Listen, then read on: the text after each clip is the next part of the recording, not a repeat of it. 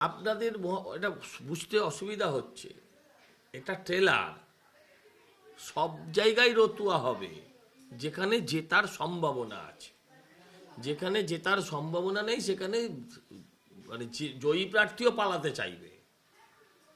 হ্যাঁ, আমি আপনাকে বলছি, এই যে 16 জন প্রার্থী নিয়ে আপনি এত রাগারাগি করছেন একজন এমএলএ পদ দিয়ে, আমি বলছি মমতা ব্যানার্জির বাড়িতে মুখ্যমন্ত্রী পদের দাবিদাররা আছে।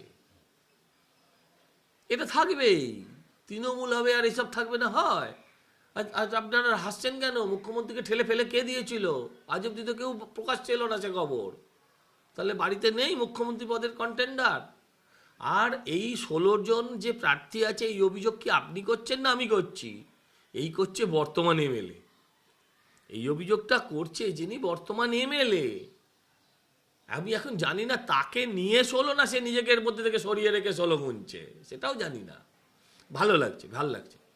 হ্যাঁ, নারদ নারদ এই ঠান্ডার ওয়েদারে এইসব খবরগুলো বেশ ওই মানে মুখরোচক লাগে, ভালোই লাগে। এই হবে, যদুবংশ এমন করেই ধ্বংস হবে, কোনো চিন্তা নেই। পাপের ঘোড়া পূর্ণ হয়েছে বাবা, এবার উপচে পড়বেই।